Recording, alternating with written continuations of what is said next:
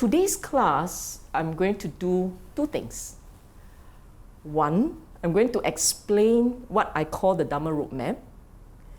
And two, I'm going to take you through an idea. I'm going to give you an idea what we're going to cover over these 20 plus weeks. Okay? Now, the Dhamma Roadmap. You see, earlier on I mentioned that we need to ask ourselves, before we start practicing and all, we need to ask ourselves, what is the purpose of Dhamma? Why did the Buddha teach Dhamma? What is Dhamma? And why is it important to understand what is Dhamma? This journey is tough to really understand and see Dhamma as taught by the Buddha. Is actually a tough journey. It's not easy. But if you do see it, and if you do understand it, the reward is that you will be not eternally, internally happy. Within you, coming from within, not depending on conditions from without, you will be happy, content, peaceful. So earlier on I mentioned, what is the purpose of Dhamma? Dhamma has a practical value. The purpose of Dhamma is to solve problems, mental problems. A lot of us in our life, we have all kinds of unpleasant experiences, unsatisfactory experiences. And when you do realize that it is in the nature of the mind to have moments of unpleasantness, if you see that, you understand that, and you want to get that out of your system, if that is what you want, then Dhamma is for you. If you are of the mind that says, life is fun, life is enjoyable, let's indulge, let's just 陶醉. Let's just 陶醉 in life, in the sense pleasure of life. Then you will find Dhamma a chore. And you can't identify with it. It's only when you look into your mind and you say, wow, bo song le, bo shiok le, so unpleasant le, I have all this discomfort. It's only when you feel that way, and then you look around for a solution. When you turn to faith for solution. And then when you look at the Buddha's Dhamma for answer, then the Dhamma is for you. Okay, now let's go to what this is all about. What do Buddhists do? What must Buddhists do? The bottom line, as Buddhists, the bottom line is one has to see the mind as it is. To see Dhamma, you have to see the mind. So the path, when we talk about the roadmap, the path is about understanding the nature of the mind. So let me do a bit of exercise. I asked for this thing, I better start using this. Is that correct? Okay, think of it this way. I mentioned that to see Dhamma, you have to see the mind. Yes? But the normal mind, the average mind, the everyday mind cannot see the Dhamma. The everyday mind cannot see the nature of the mind itself. So the Buddha's Dhamma has parts to it. And it start off with what I call part A. A box. Okay? Think of it like a box. And in this box, it's about preparing the mind. The mind, you see, to see the mind, As I said, the normal mind can't see it. So you need to prepare your mind, the conditioning the mind, to a state where the mind can see itself. But this preparatory work, the preparation work, getting the mind to the state where it can see itself, that preparation takes a while. And there's a whole series of things that has to be done. In Buddhism, time and again, you will see this word, 37 factors of enlightenment.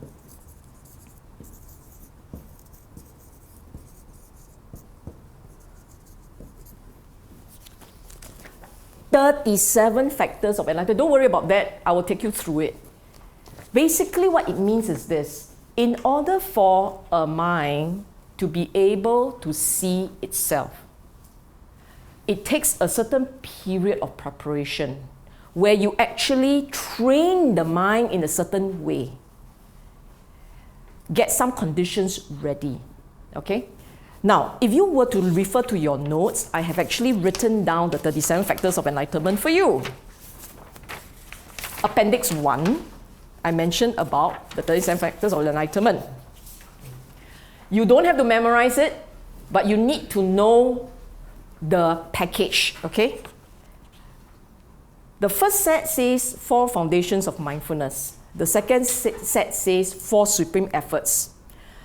The third one, 4 bases for accomplishment success. 5 faculties, 5 powers. Yeah, there's missing parts. 7 factors of enlightenment, eightfold path. Don't worry about it. You can go and refer to this in your own time. But what I want you to understand is, of these 37 factors of enlightenment, you can actually boil it down to a few. All these 37 factors can be pared down to just a few because they are repeated. Then the question is, why did the Buddha keep repeating these 37 factors? Why have 37 when so many of them are repeated? And as I was explaining to some of them, the reason is because actually, in order to understand Dhamma, you need only 3 things. 3 key things, okay?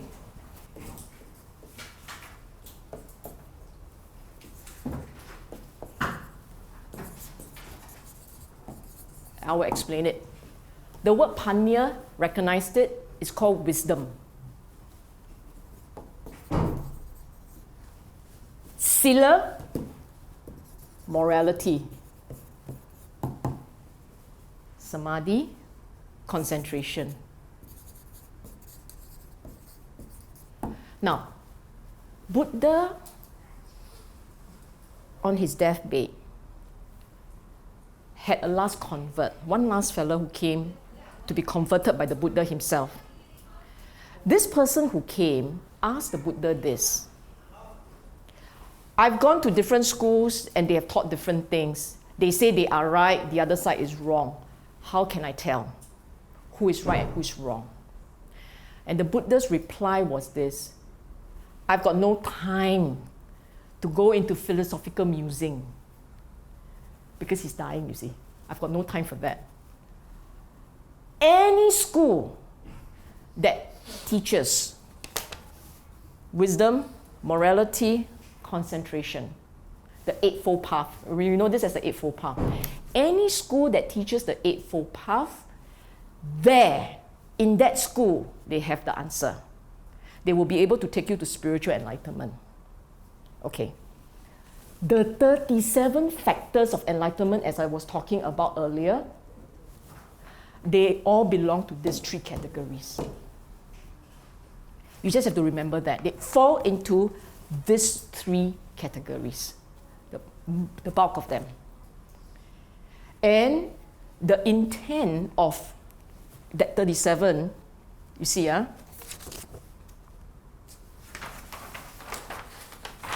no choice, I have to write all this thing down.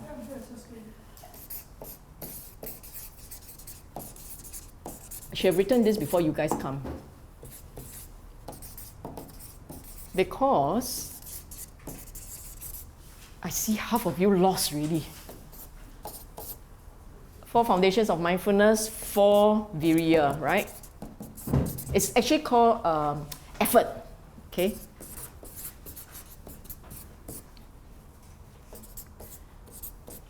Wait, I just...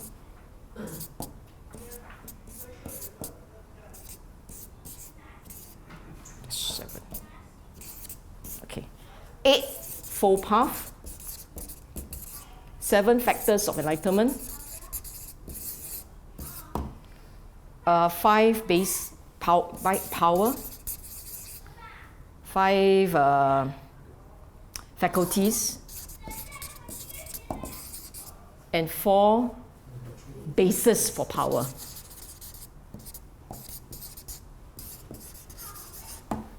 I am not going through all of them, but let me show you how it works. Eightfold path. Anybody who knows the Eightfold Path will tell you it falls into the 3 categories, right? You have wisdom, the first 2, right understanding, right thought. You have sila, speech, action, livelihood. Sila, morality. You have concentration, effort, mindfulness, concentration. Okay? So this one, obviously the 3 sets are there. Let's look at this guy. 7 factors of enlightenment. Hear this, huh? The first one say mindfulness. The second one say investigation of Dhamma. The third one says virya, energy. The fourth one, piti, joy. Fifth one, samadhi, pasadi, tranquility. 6, samadhi, concentration. 7, upekkha, equanimity. 7 of them, right? The very first one, mindfulness, is obviously concentration.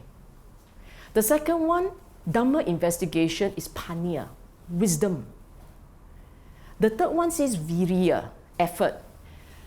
By Buddha's explanation, virya is always about purging your mind of negativities, developing positivities. Purging mind of negativities, developing positivity is about moral behavior. It is not just effort. It is about making the effort to control within your mind, to control within the mind all the negativities, push it out. If they are not there, don't let it come up. And then positivities. What do we mean by negativities? Greed, anger, fear, restlessness, low energy. These are all your negativities. What's a positivity? Giving, being kind, being compassionate, letting go, don't holding too hard, don't hold things too hard. That's positivities. So in your 7 factors of enlightenment, under virya, you're supposed to develop positivities and push out negativities. That's sila. And then you have joy, piti, joy, pasadi, tranquility, samadhi, concentration. They are all about meditation. All these are about meditation. Okay? And then finally, you have upekkha. Upekkha is a state of mind that allows you to have a certain distance about life. It helps with wisdom development. It helps in the practice of sila. So you can see that even this one splits up into the 3 categories: concentration, wisdom, morality. I'm not going through all of these things. The only two of this lot, the only two that do not cover all the 3 of them, meaning wisdom, concentration, morality. The only 2 are this one. This is pure sila, okay? And this is pure meditation. But everyone else comes as a package deal. In other words, if you read your Appendix 2, which is compiled by Mei Xuan, what Appendix 2 tells you is that at different part of the Buddha's teaching, he would tell his students, you need to do this because this will get you to enlightenment. Or you need to do this because this will get you to enlightenment.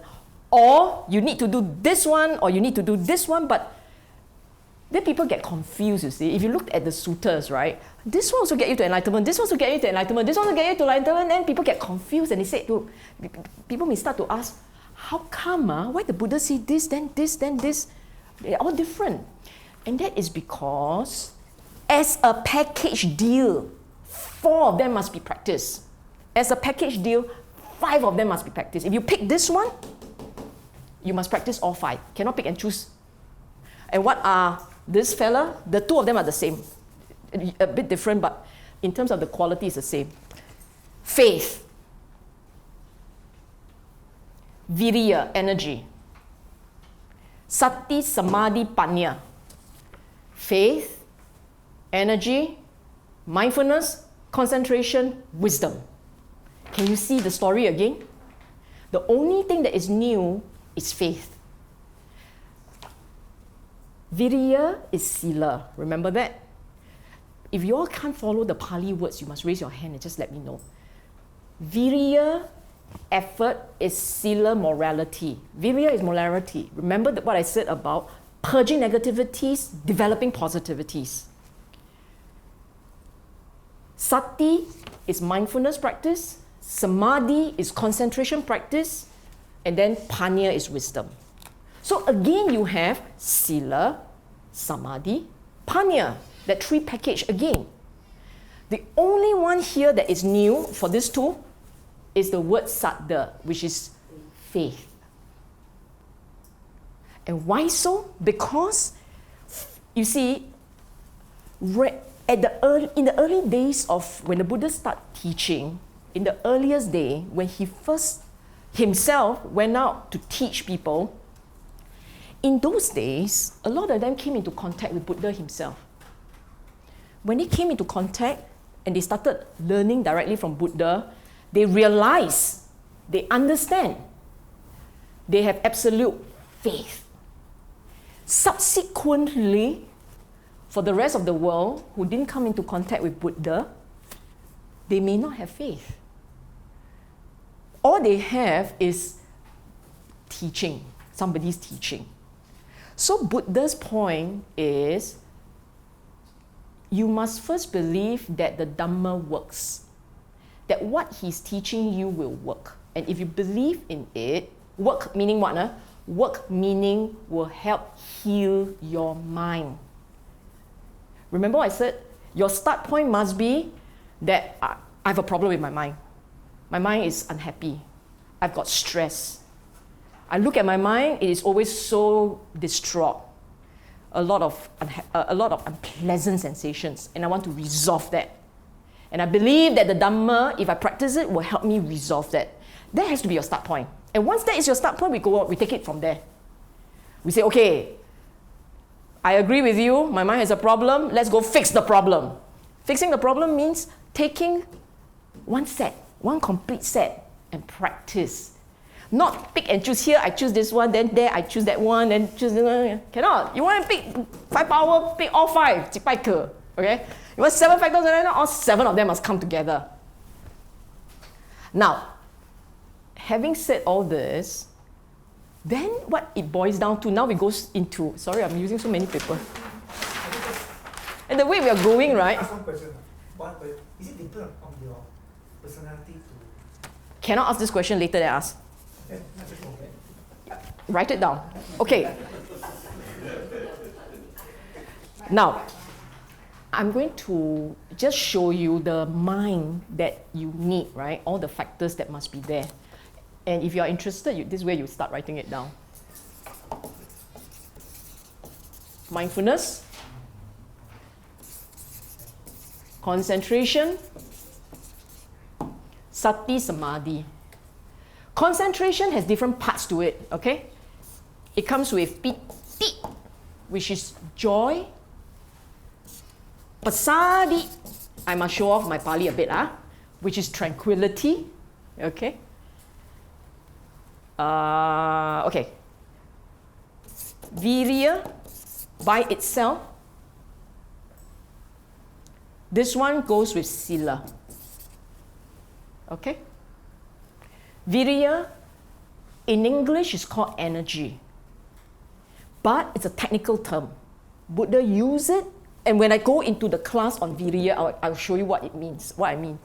Virya translated energy, but Buddha was very clear. This virya is about containing your negativities, expelling the negativities, developing the positivities. It's very clear on that, okay?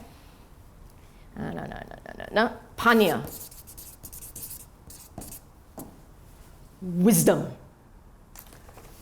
Sati, mindfulness, samadhi, concentration. This one comes with this guy and this guy. Piti, pasadi. They must come together. Virya, sila. Panya. What's missing? Okay.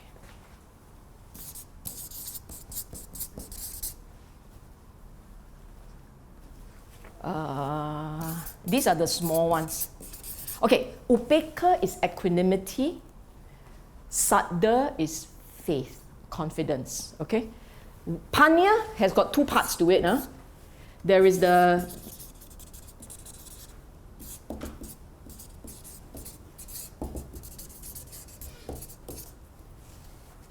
Dhamma Vichaya, investigation of Dhamma. Vimamsa is just investigation, which means to say, later when I go into details, each of them, I will show you how they all fit together.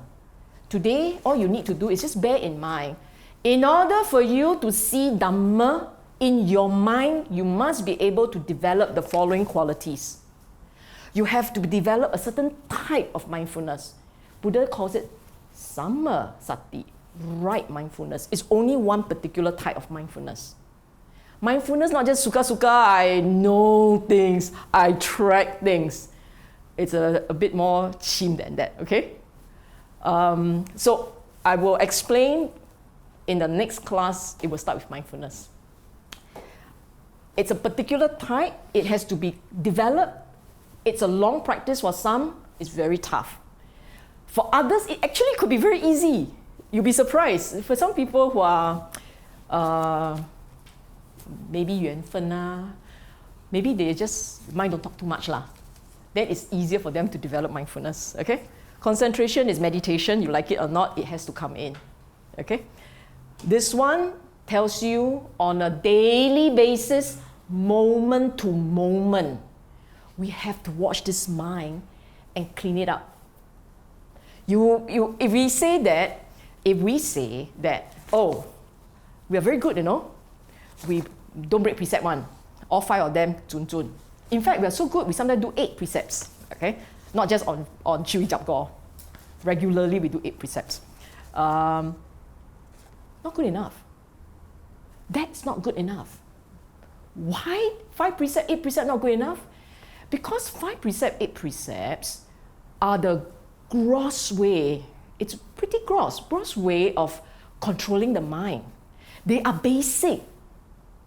The true control is you see your anger rising and that you got to stop. You see the anger coming up, you got to jam that already. Anger is bad. Anger will cause your mind to shake. If you see yourself not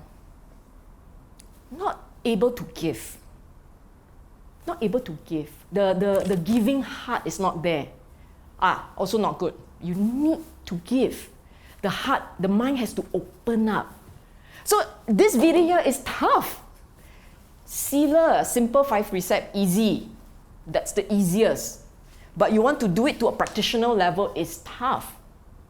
Because you got to watch the arising of anger. It get down to that level. Okay? Story for another day. Panya, you need wisdom to pop up in your mind. But it's again a particular type of wisdom. The mind cannot talk too much. When the mind talks too much, the mind can't see. So the mind has to keep quiet and observe. So you can imagine how tricky it is. You must observe, then you must understand, then you must give story, explain, understand, investigate. Investigate means must think, ma. But you keep telling me, don't think. So you want me to think or not? When it comes to that class, I'll tell you how it's done. Upekkha, a certain distance. Equanimity, if you're writing this down, equanimity. Saddha is confidence. It's an entire class by itself. Okay? What else is missing? Chanda. Chanda goes, I put Chanda with Saddha, I'll teach them together. Chanda means the will, the desire to do something. You see, I already said at the start, the path is tough. You want to practice to a point where you can see your mind. It's not easy. And you must want it. If you don't want it, then you can't continue. You see, in our world, there are a lot of people who say that it can't be done in this life. It's impossible to see Dhamma in this life. Then already in their mind, no chanda. Can you see that? If you keep saying that it can't be done, I can't see it, I'm not so bright, wait for the next guy to do it, that's cheating, that's kind of pushing the buck down the line, kicking the can down the line, And then if that's the case, then can't see already, chanda not there even. And I have a very good friend who always say, if you believe in the Buddha, then how come you don't believe in what he said? As long as the eightfold path you can see. As long as there's the eightfold path you can see. Buddha said, as long as there is eightfold path, there will be realized being. There will be people who can see. And if you believe in the Buddha, you have faith in the Buddha, then you must believe that people can see. And why can't you be the one who can see? Why must it be someone else? How come in school we all know how to be competitive, but when it comes to Dhamma, you take the front. 你先走了，你去。You saw me how to do it. Cannot be what? Must be as kiasu as the rest, ma. And this one got reason to be kiasu. But this one you get it right, your mind wouldn't sink to the bottom. Did I miss out anything? No, I think I've covered them all. So, in subsequent classes, I will be covering them as set. This is one set. Okay, this is one set. This is one set. This is one set. This guy is one set. These are the hard lectures. These are the toughest ones. And they'll be the first 4 to go. So the first one that I'll cover is mindfulness. The second one, I haven't decided. I haven't prepared yet. I've prepared this one, but it's a toss-up between virya and concentration, depending on how we go along. Panya, I'll take it last. Then after that, these are easy. These are the easy ones to cover. Okay? Any question up to here? Yeah, that one is it depend on the previous one? About the 37 factor of enlightenment, right? These are all the 37 factors reduced to this amount. All the 37 factors are actually just this. No, I know. You know, there's Yeah? a few like 5 power bases, right? So depend which one you choose. Depend on your personality or depend on your... Oh, you want that one, after the class. I will explain it. I will explain it. I promise. No, you know why? You asked a very important question. It's a very important one. And I don't want to answer now because I'll break the flow. Okay? But later I'll answer it. Okay. Obviously you must answer, right? Okay, now, this is what I like, this engagement. Just enjoy yourself a bit. Now, Panya was not mentioned for all the 37 factors. And the reason actually is because, actually this guy will appear. Whether or not it is mentioned, whether or not Panya is mentioned, I wanted it to be drama a bit, then not very, obviously not very the drama, I need the... Next week I will come, week after I'll come with a step ladder. You see, this guy I said, 4 foundations of mindfulness. When we do it, we will talk about what they are, okay? For these 4 foundations of mindfulness, in order to drive this in the correct direction, you need panya. You need wisdom. In order to know how to do your effort correctly, you also need wisdom. In order that you want to observe this one, that you want to do it, you also need panya. Panya to teach you that, to tell you it's important. Panya will tell you that if you don't have this, the rest can't flow. There is a reason why you need these 3 sets. Sila, Samadhi, Panya. Remember eightfold path? There is a reason why you need them. And you cannot have any of them missing. Any of them missing cannot see enlightenment. Okay? Cannot see enlightenment. So anyone who tells you you don't need concentration meditation didn't learn from Buddha. It's a missing bit here. Okay? I've always said to people, if Buddha meant it to be 7-fold path, he wouldn't say 8 lah. The fact that he said 8 means 8 lah. 8 must be there. Now, the other thing which is worth bearing in mind is that this path requires a lot of effort, a lot of perseverance. It's not easy, but you know what's beautiful about it? Every step of the way, it pays dividend. Every step of the way.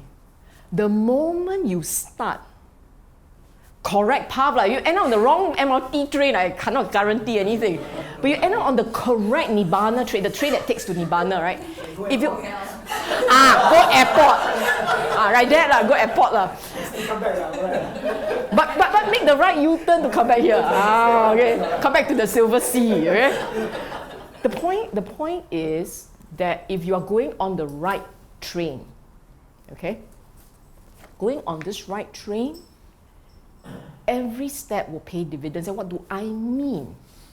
The very first time you understand what he meant, already you develop a little joy, a little delight in his teaching. The very first time it clicked for you, right, already the joy will arise. And then at every step when you are doing the following SOP, every step you're doing SOP, right, you follow, every step you learn how to manage the troubles around you. You will grow as a person. And this is what I intend to cover at the end of this talk anyway. Okay, so, back to this thing. The very first lot of the lecture, which will take up about 10 classes, I think, or slightly less, maybe 10, maybe 8, depending on how we package this thing. It will be all devoted to explaining what this mental state is and how to develop the mental state. All of them have to be present in order that you can see Dhamma. Subsequent lecture from 2 weeks' time onwards, about 8 lessons, will be explaining each concept, each one. How to develop, how do you know you're developing it correctly? And when they come together, how do they look like? So, okay. The second set of lecture will deal with the mind that is supposed to see Dhamma. What does it look like? The first set of lecture, 7, 8 of them, 9, 10, it depends on how I package this, will be about the mental states necessary to see Dhamma. The second set of lecture will be, what is this state of mind, what does it look like that it can see Dhamma? And that kind of a mind, today just give you a sample, as a sampler. That kind of mind has to have something missing and something there. Has to have. What's missing? What shouldn't be there? We call it the 5 nivaranas. Hindrances. 5 sets of mental states which, if they are present in your mind, you can kiss Dhamma goodbye because you can't see it. 5 sets, okay? One, kamachanda. Desires, in sense delight. That doesn't mean tomorrow be monk and nuns. If your mind is fixated about eating, then a bit difficult to concentrate, right? If your mind is fixated about watching movies, seeing, tasting, seeing, also difficult to concentrate, right? How to be detached? Half the time you're thinking of a show. Or if your mind is saying 很臭,很臭. 很臭. How to concentrate, right? Can you see all your sense bases being potential distraction? So the first of the hindrances that shouldn't be in the mind that can see Dhamma, the first of them is no delighting, obsessing with sense pleasure. When you're not practicing for Dhamma, you can go back to your enjoyment. We lay people, lay people enjoy, right? But if you are serious practicing, then you really need to start to observe that, which is why in so many sutras, the Buddha kept saying, watch your eye-object contact. Watch the ear, hearing, object, sound. Watch the contact. Why does he keep telling us, watch contact, watch contact? When you hear sound, you must always say, hear sound. Don't get attached to sound. When you see things, someone I like, finish. Sure, the mind, or smell, or taste, sensation. What else? And the mental object, thoughts. So when the mind gets distracted by an external object, the mind cannot see Dhamma. That's what it means. And therefore, if you are practicing and you really want to practice and see the Buddha's path and enjoy the delight that he talks about, the joy that he talks about, you have to start with, on a normal day, occasionally, mindful, be aware, seeing, hearing, smelling, tasting, touching, thinking, thoughts. Just be aware of that, okay? So that's the first one. The second set of things that will not be there, the second set of mental state that will not be there is ill will. You note, the word is not anger. Ill will is more subtle than anger. Anger already as you liao, right? Yeah, you want to go and chiong already, you know. Ill will is don't bang wall lah. It's like you bosong lah, but you don't say lah. You bosong, but you don't say. In you, you know, it came up.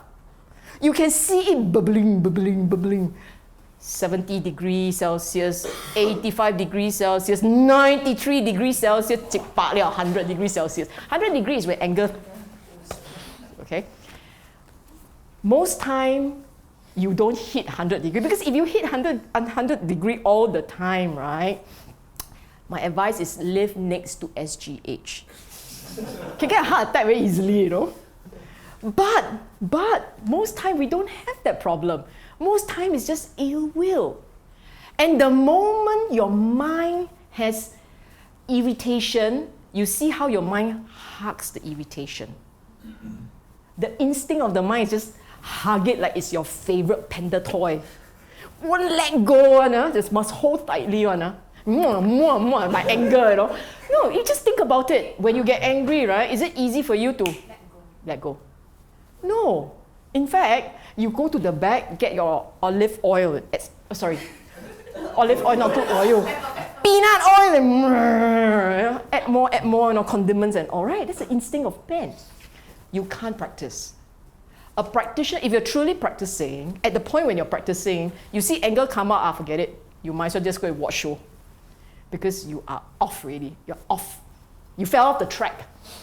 The train, you took a step out of the Nibbana train. Okay, so that's the second one. The third set is a set. It's in Pali, we call it Tina Midda. Okay? Sloth and torpor. What's the difference? Sloth is slow. Torpor is heavy. Meaning to say, if your mind energy is heavy or lethargic, can't practice. Because it's like when you look at the mind, all you see is just one lump there. I don't feel like practicing today. I'm very tired, very tired. Then you just flat out. This is called low energy. Heavy energy, low energy. Okay? The second lot is fast energy, restless energy. Uddhacca, kukucca. Uddhacca, restless. Kukucca, worry. Then you say, wait, pack the two together. When you are worried, have you seen your mind going spinning around the object of worry? My daughter hasn't come home, my daughter hasn't come home, my daughter hasn't come home, my daughter hasn't come home. You know that, okay? Why didn't he call? Why didn't he call? Why didn't he call? Why didn't he call? When you worry, you will spin, and the mind spins very fast. He's going to scold me, he's going to scold me, he's going to scold me. Spin, spin, spin, spin. So these are very fast. Fast energy can't concentrate. That is why a kid teacher would know. A kid going for exam, if they are very scared, can't write. The mind can't concentrate. So what do? They say Namo Tassa Bhagavato Arahato to calm the mind down. That's Manjusri school. That's what they will do. Huh? Okay, the last one, there are 5 of them. Kamachanda, which is sensual attachment, delight, anger, low energy, high energy, and the 5th one, vicikicca, perplexity. Perplexed, confused. The mind doesn't know where to think. The mind doesn't know what to think. I'll give you an example, what I mean. For some of you who are already practicing, you will read the sutras, right? Then you go, Gong si mi. Why? I don't understand. I read, I still don't understand. I read again, I still don't understand. It's supposed to be very easy. Sylvia keeps saying it's easy, but I don't understand. That state of mind that says, I don't know, I don't understand, what is he talking about? I know, I believe in Buddha. I believe, but I don't understand. That state of mind is called perplexed. In Pali, we call it vicikicca. Perplexed. Okay? So it is not that you don't believe in Buddha. You believe in the Buddha. You believe he taught something that worked. You just have no idea what he meant. And when you have no idea what he meant, that's perplexed. And even for practitioner, right? We practice, then we see a lot, then we understand a lot, then we say, but something, the click is not there. What the click is not there? What the click is not there? That is also perplexed. You click, it doesn't click properly, it's perplexed, okay? And as long as you have perplexity, you have not realized Dhamma. As long as you have that state of mind that says, what does he mean? Why can't I understand? As long as you have that state of mind, you haven't realized Dhamma. That's all it means. Nothing too serious. It just means you don't understand it. Okay? So that's the factors in the mind that should not be there. In a mind that can see Dhamma, these 5 sets cannot be there. Then, what must be there? These guys are. Voila! They must be there, okay? If you have these chaps there, and when I mean there, I mean they are all present and accounted for. All present, all one shot. Macam platoon marching like that. All of them together. So there's one lot that will not be present, and there is the other lot that will be there. When you get into a state of mind, I mean it, now I repeat. When you find yourself in a state of mind that is very mindful, very clear mindfulness, has concentration, meaning you're not sitting like that, you're just alert. But that concentration is enough that your mind doesn't fly all over the place, okay? You are very quiet, the mind is quiet, but very happy. Happy, quiet, concentrated, okay? And yet at the same time, somewhat detached, not hooked, a bit distant. So you can see things very clearly. And then this mind automatically drift towards Dhamma concept, which I will talk later, Dhamma concepts. It just drifts there. What it means is you are in a state of mind that can actually see Dhamma. You just have to learn to recognize that state. If all the things I've said makes absolutely no sense to you, it's okay. Attend future lectures and I explain them in detail. But some of you are already meditators, so you know exactly what I'm saying. These are mental states that can be present, and your mind knows it. So the reason why you need to do this one very well, concentration meditation very well, is because if you have this guy and you have this guy, solid, not hapasix one, solid mindfulness, solid concentration, what it means is it will recognize the others. They will recognize all these states, all in your mind. And you also realize that the negativities are not there. All the hindrances, they are not there. The mind must recognize it. Then you can see for yourself, I'm ready. The mind is ready. Ready to do what? Ready to see the next lot. Earlier on, I say maybe 7, 8 lectures on the factors. There will be 2 lectures on the conditions of the mind. What will be there? What will not be there? What I just explained in further details. Okay? Now the question is, what must the mind see? Conditions you must develop. When the conditions are there, the mind can see. What's the mind supposed to see? Okay? Next lot.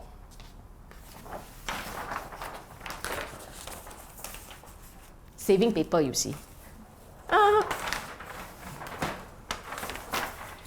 Next life, I wish to be taller. I can flip this better. Choi. Those mean lives. Okay, what must we see? No, it's okay. I'm just kidding. What must we see?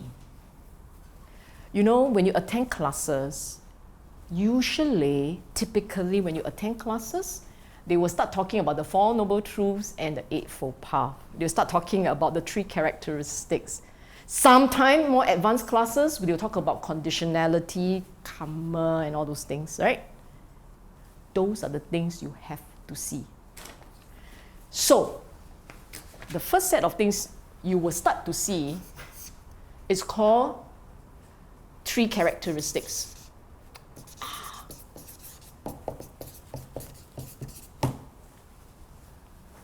The first set of things the mind must start to see and understand is called 3 characteristics, and they are very famous. You can even see in Malay, Chinese, in Pali, and also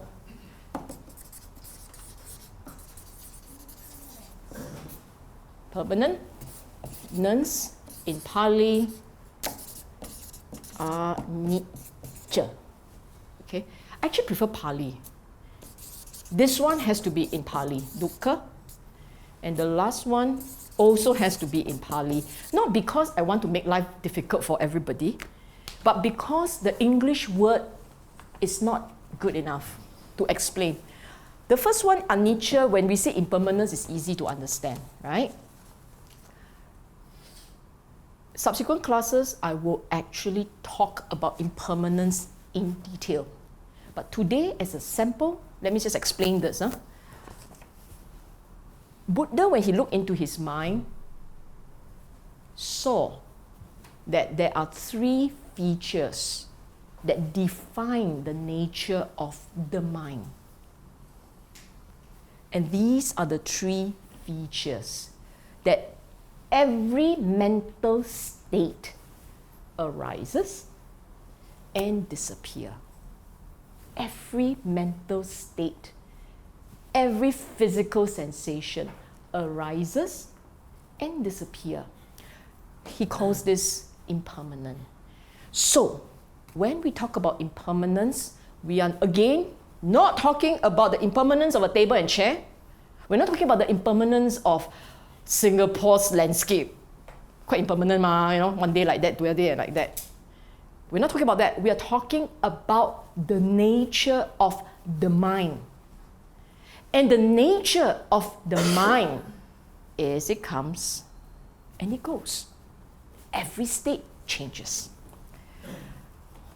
Dukkha, the famous word, which has been translated as suffering, but the word suffering is lacking, it's incomplete, because it is not just suffering. It is, dukkha, think of it as a generic word for unpleasantness, dissatisfaction. It's a generic word, and it encapsulates from one extreme, which is mild annoyance.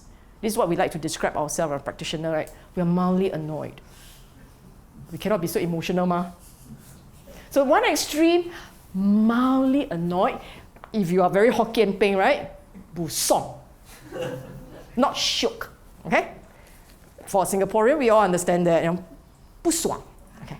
Okay.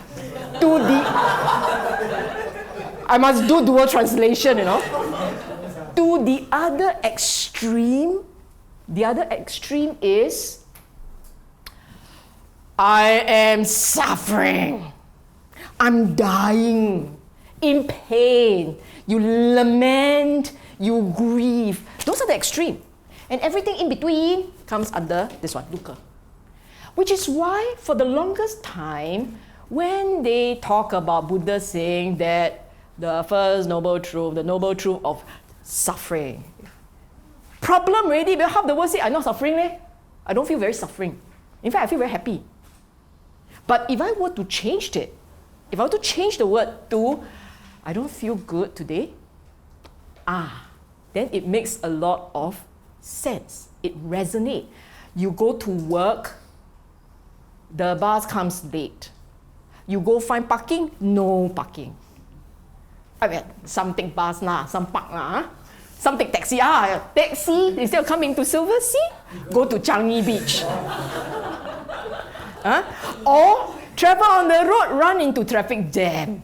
All this is dukkha. All this is all. Now you all know the word dukkha already, right? Happy use this one. Okay, it's very appropriate. Sukha is the opposite. If sukha means opposite. So if you're feeling good, it's sukha. If you're feeling bad, it's dukkha. Okay? And if I were to use that as a start point, don't you see the relevance to your life? Of course, automatically you do. Because half the time, you're also not feeling very shiok, ma. Most of us, honestly, at any one time, will not be feeling very shiok. Yeah? You are either neutral or not shiok. Okay, think of it like that. Suppose, let's say, you have a line. On this side, number 10. On this side, number 1. 10 is good. Good. Two thumbs up. Very good. Very, very good. I'm very happy.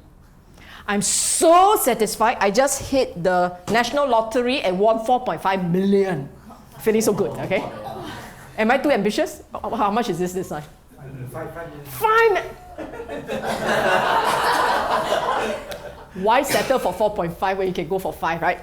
5 million, okay? This is your favorite dog died. Your, actually, maybe not dog. It's awful lah. This is when you are justified to cry. Where over here, okay? Okay, right, this is right in the middle. 5. How many of you, this kind of question very shyly, this is more class like that. Would you say that on a normal basis, if you look at your own life, right, you're likely to hover around here, that's being charitable. Or you might actually dip into here, which is possible, where you quarrel your loved ones, when someone call you name, then you will kind of drop into here, see doctor into here. MC go there. Got MCs here.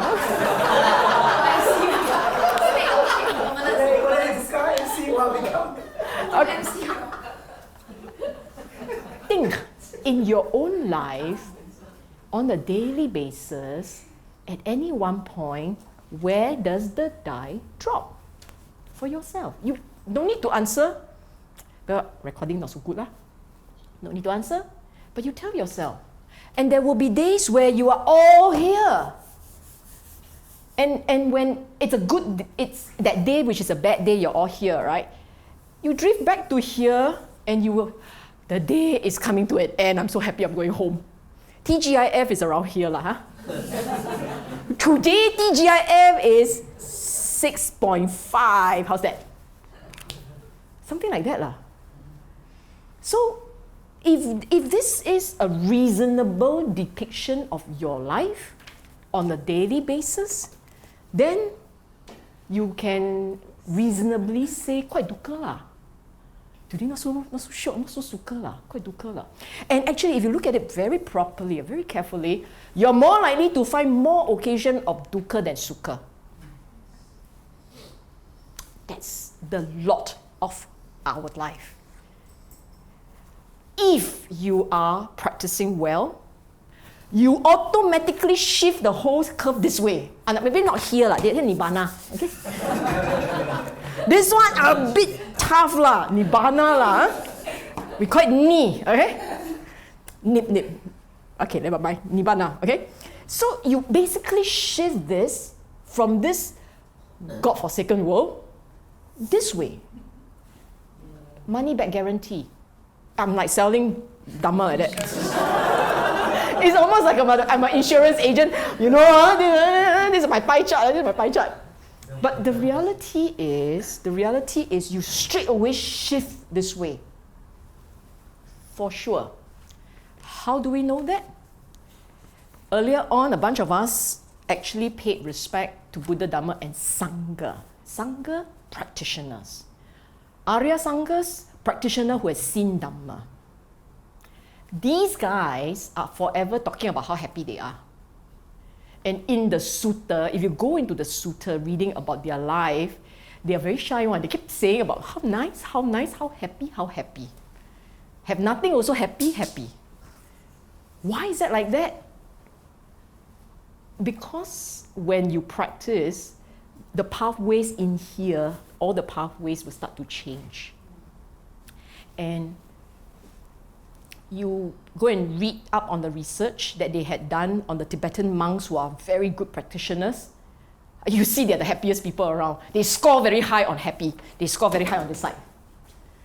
So medically, scientifically proven that in the practice, you do it right. You do it wrong, you're on the wrong train, you see. It doesn't work like that. If you're doing right on the right train, it will look like that. It will come this way. Okay? So the first set of things you're supposed to see: impermanence, dukkha. This one is the tricky one. Anatta. Anatta comes from the word, the word atta is an ancient Pali word meaning essence, soul, the great being. Actually comes from the word Atman. So, Anatta,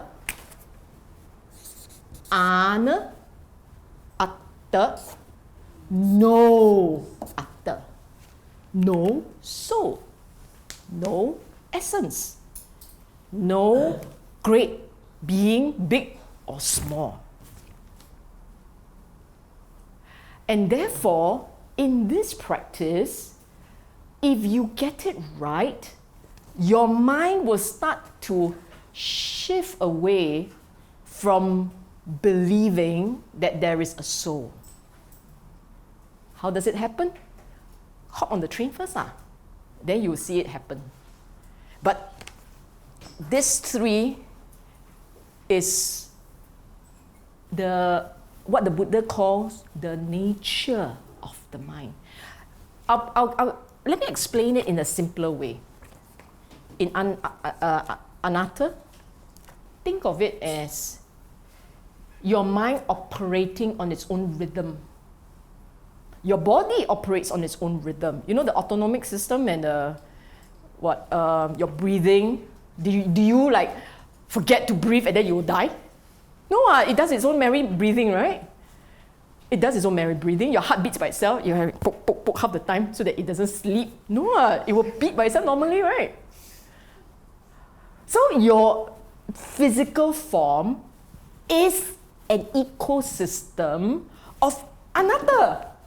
It works by itself. You don't have to go to Tong Lui, 20 cents, then the thing works. Ding, ding, ding, ding, ding, ding, ding. You forgot you ran out of coin, the thing dies. Pop. Doesn't work like that. Then why should your mind be any different? If your body has its own little merry condition that causes it to work, your blood flows.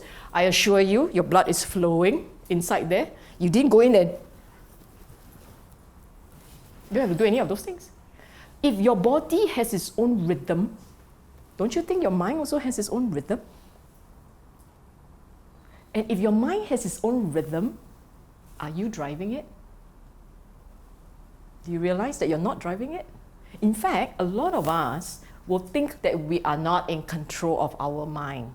The mind runs its own pace, does its own merry thing. I don't want to think and I keep thinking. I want to remember but I don't remember. So the Buddha is saying that mind and body has its own ecosystem. It does its own merry thing. And all you can do is to observe, respect, live with it. Observe the ecosystem and its own rhythm, respect it, learn to live with it. And if you can learn to live with the ecosystem as they are, you will be happy. You understand that? Obviously not. I hear the enthusiasm in the class. Lucky for you, my ego is very sound, you know. Okay, I tell you what, I will do one more, and then I will respect the need for a pee break. Okay, so the three characteristics is the nature of the mind. Okay? The next thing that we need to look at in itself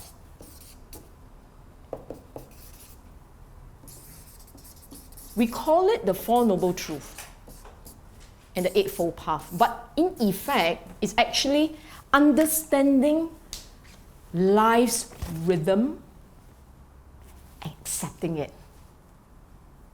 Understanding the life rhythm and accepting it. Why do I say that? You think about it. Why do you get dukkha? We get dukkha because we want things. We crave things. We have preferences. We have our own little a, my, I, my, I. 丢丢丢丢 要不要 We have all these little preferences, right? That the day that you can let the yao be, it is, let it be. Don't have to want this, want that, push for this, push for that, chase after this, chase after that. It's a certain rhythm in life, and you just embrace it, just let it be, accept it. You'll find that life is actually happier. And therefore, the Dhamma. So, you get your mind to a certain state. In that state, you have to see these guys. Otherwise, they are only concepts to you. All of us here, for sure, all of us here, we can rattle off what's the Four Noble Truths and the Eightfold Path. Maybe stumble a bit over the 8 of them, but for sure, no Four Noble Truths can. And some of us are so gilat, we can do it in Mandarin, Pali. But some of us would say, yeah, I know these things are conceptually, but they don't resonate here. And they don't resonate. And when they don't resonate, you only have a book understanding. You don't have what I call functional use of it. When we were young in school, we learned, and now the maths teacher will understand. When we were in school, we learned algebra, we learned percentages. In fact, when we were very young, we learned plus and minus. Yeah. When we were learning plus and minus, they're all numbers. And you just add, salah, cross. Right? They're only numbers. No make sense one. Mama say 2 times 2, 4. 4 times 2, 8. You have to memorize. Somewhere along the line, it clicked. And then when you go shopping, 10% means good. 20% means better. 50% I want them all. So 100% others take already. The point is, Dhamma will click. If you have the correct mental state in place, Dhamma clicks. When you see impermanence, when you see your feeling going up, annoyed, plateau. Not annoyed. Sudah, calm down. When you see this roller coaster, right? When the mind is in place, when all the states are in place, you see this roller coaster, right? Automatically you will say, that's impermanence. That's what the Buddha has been saying. Click. You will never forget it. For you, that's life.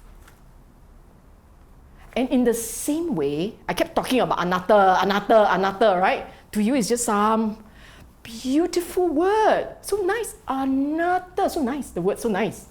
I have no idea what it means.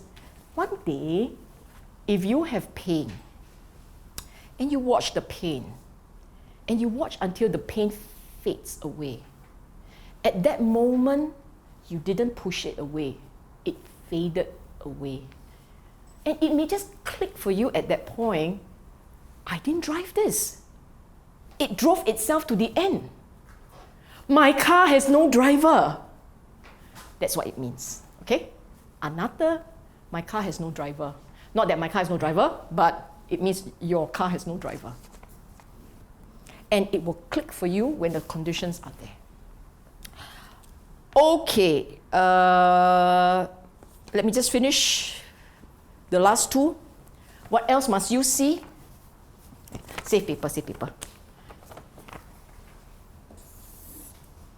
Above all, seeing all these things, they are supposed to take you somewhere.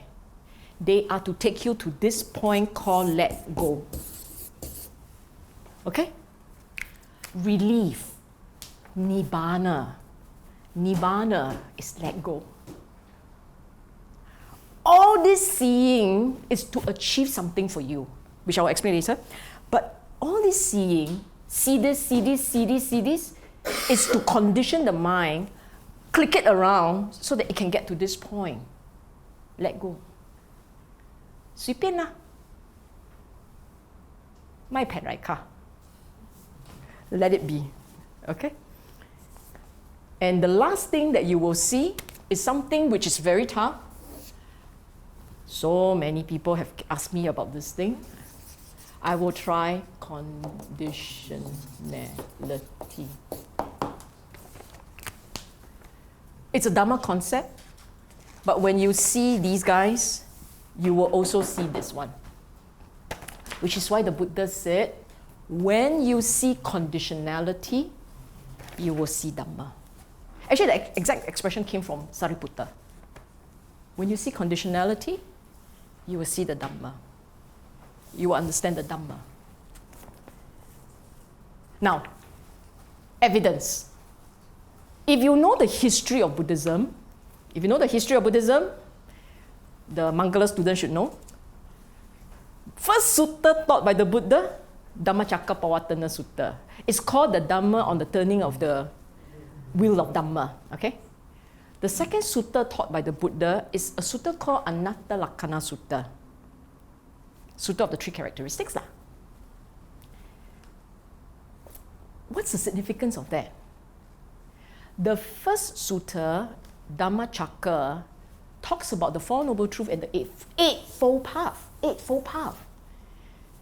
The first sutta, he was teaching them how to develop the conditions of the mind. When the conditions are there, they can see. The mind settles. Remember, the mind must settle. It hits a certain state of understanding, a certain state of awareness. Comes the second sutta, Anatta Lakkana, which is about the characteristics, what the mind must see. So the first sutta that the Buddha taught to help the student develop the states of mind necessary to see Dhamma.